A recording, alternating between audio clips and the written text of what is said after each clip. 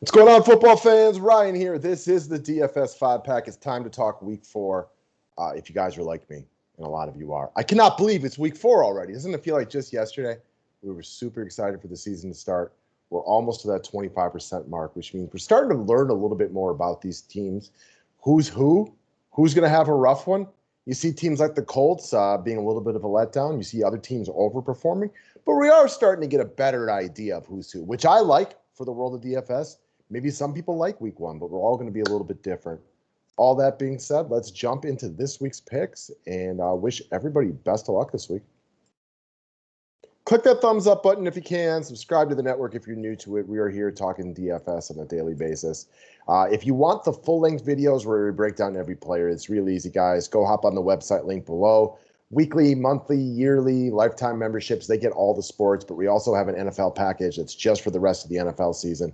$25 rebate to all signups before kickoff tomorrow, making you get the full season, every write-up, every showdown, breakdown, all those things for only $100. Click that thumbs up button. Let's talk about the quarterback position. So let's take a look at this Pat Mahomes guy. I don't know if y'all heard of him. Quarterback for the Chiefs. He's pretty good. Dad played baseball. Sound familiar. Been to the Super Bowl a couple different times. So I don't care if you're playing cash or GPPs. Bellman and I are in full agreement on this one.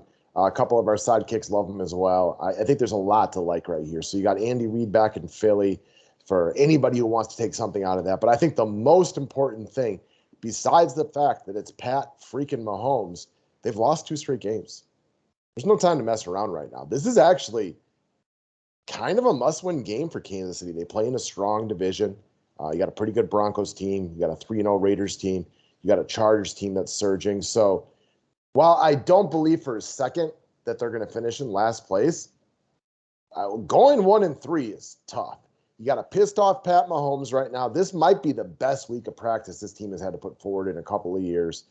They still have 2 amazing players in Tyreek Hill and Travis Kelce. So the weapons haven't changed. Decent running back in the backfield. A couple of decent pieces like Mecole Hardman and stuff like that. But it's obviously going to be about Tyreek Hill and Travis Kelce.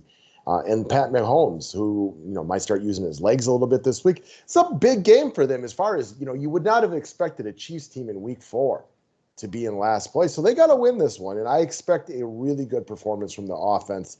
The Chiefs' defense is still all types of, I'll say terrible, but let's just go with not very good and be nice to them today. So I think the Chiefs score minimum 32 points on Sunday. I think 35 plus is coming. I think Pat throws for at least 3 touchdowns. Very likely 4 plus. It's a big, big game for them, and expect the best offense in the NFL to look like the best offense in the NFL this week. Next up, let's talk about Derrick Henry, cover boy of the week. So there's a lot to like right here, and there aren't a lot of these guys anymore, but he is a legit true bell cow. Been that way for a while. Nothing has changed this year. I think 30-plus touches on Sunday is very reasonable against a Jets team that can't stay on the field because I'll reserve the word terrible for the New York Jets. 0-17 is on the board for the Jets this year. That's how bad they are. I wouldn't bet on it because any team going 0-17 is not a good bet, but it is legit on the board for this team. So their offense is so putrid and pathetic that Henry doesn't need to be great from an efficiency standpoint. He isn't going to get the rock all game long. By now, most of you know Julio and A.J. Brown are both out this week, which makes him an even larger part of the system right here. So on a different week where after he's had a lot of carries the last 2 weeks, you might think, you know what, maybe they try to limit him to like 20 touches or something like that. That's not happening this week. Yes. Is it possible the Jets put 8 men in the box with no real receiving threats? Yeah. Is that going to stop Derrick Henry? Probably not. So it's not something that's a huge concern to me. He's been a little bit more involved in the passing game this year, which is a nice thing for all DFS players. The Jets they're just all types of terrible. Jets no longer spells Jets. It's just pronounced pathetic right now. Get Derrick Henry in your lineup for cash games. He's going to be popular. But quite frankly, if you like him, make him your GPP guy as well. Next up, let's talk about William Fuller the fifth. This is Matt's GPP guy he wanted me to bring up for wide receivers. So he's a big play threat. Miami's in a good spot this week against a Colts team that, well, let's face it, this just doesn't appear to be the year. Wentz is banged up. Just found out Nelson's out for a while. It's just not the year for the Colts. Their defense has not been good. They've been getting burnt, via the air, via the ground. They're just not a very good football team right now. And look for the Dolphins to play real hard this week. So there's a couple other pass catchers you can look at on the Dolphins that I might like a little bit better for cash games, but they're probably also going to get more love. So it's kind of a GPP alternative. Check out Will Fuller, sub 5K. This young man we know is very, very capable of big plays. Another week more acclimated to, being down in Miami.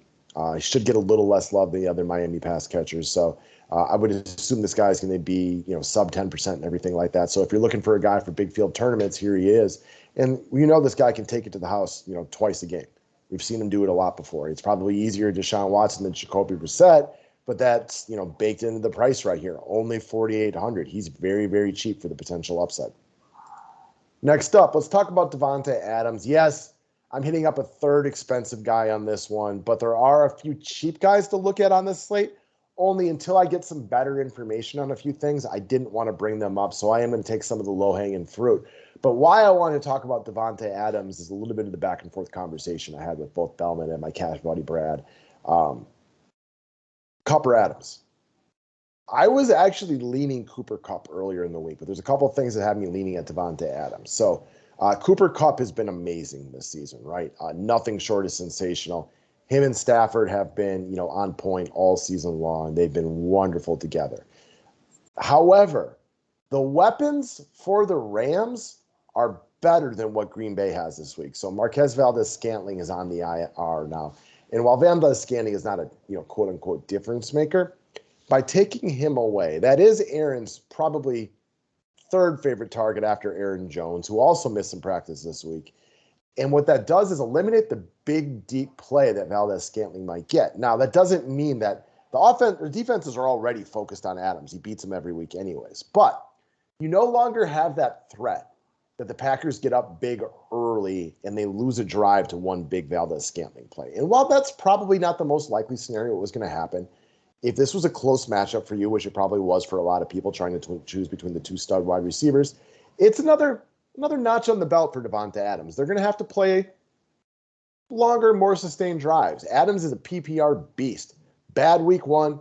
The whole team was just god-awful week one. Bounce back big time the last 2 weeks.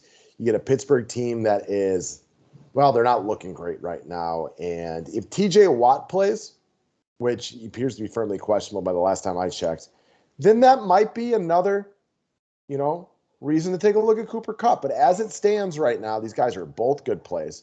But knowing that I can probably only afford one of them, I am leaning towards Davante Adams Saturday afternoon, and I'm pretty sure this is a guy that I would be watching. The other flip side of that is they were calling for bad weather at certain points this weekend in Green Bay. And by bad weather, I just mean rain. So just keep your eye on it. I don't think it's going to be a big deal, but it's just something to have in the back of your mind. If you're really torn between Cooper Kupp and Davante Adams, if it's raining in Green Bay hard throughout the game and Kupp gets to play in a nice, cushy atmosphere, that might be a reason to make the change. But I will stick with it. As of right now, Saturday afternoon, Davante is my guy. It's close, but I got Davante Adams above Cooper Kupp this week. We also have a longer track record right there. Next up, let's hit up the Titans one more time. All the same points apply about how terrible the Jets are. So with no A.J. Brown, no Julio Jones, they do have Ferguson at their disposal. And while he is not Tony Gonzalez, Antonio Gates, Rob Gronkowski, Travis Kelce, or any of those guys, he is a $3,100 tight end against a really, really bad football team for a team missing their top two options in the receiving game.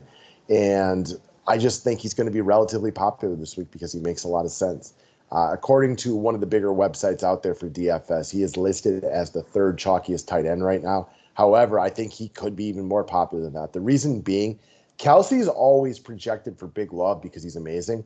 The problem is when people do their lineup construction, it's just difficult to fit Kelsey. You have to prioritize him over Cooper Kupp, over Davante Adams, and a bunch of other players, and that can be difficult to do, especially because the tight end position has really, really cheap players. There aren't a lot of really, valuable running backs and wide receivers below 4K. There are a couple receivers this week.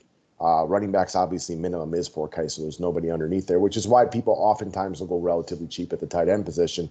And I think Ferguson admits that mold this week. So there's definitely other options you could pivot to in GPPs, but from a cash game perspective, I think Ferguson is a pretty solid look for week 4. That's it, guys. Thank you very much. I hope you have a wonderful weekend. Enjoy your football Sunday. We'll be back to talk again soon. Have a great day, and I appreciate you all watching.